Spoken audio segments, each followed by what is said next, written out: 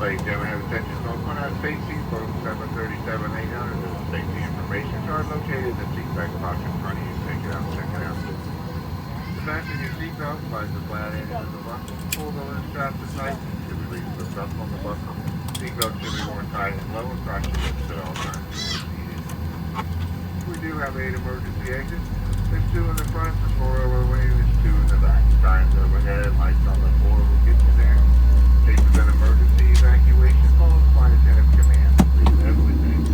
The unlikely normal water evacuation, use the life vest underneath your seat. Do not move the vest as you do so. Open a container, remove the pouch, remove the vest from the pouch, as shown in the safety information card. Place the vest over your head, wrap the strap around your waist, buckle in front, and pull too tight.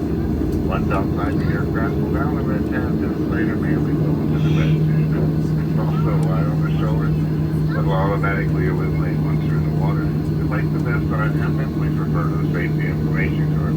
Additional vests will be distributed from your flight attendants. Your in-flight safety engineers are going to come by one more time. Make sure your seatbelts are fastened.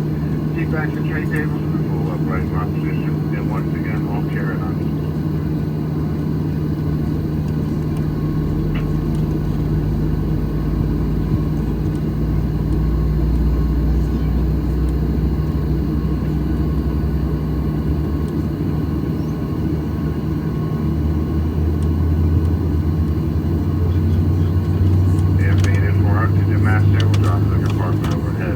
To activate the flow washer, go ahead and pull down the mask of the plastic tubing and pull it in. Place the mask over your nose and mouth and breathe normally, securing it with the elastic strap.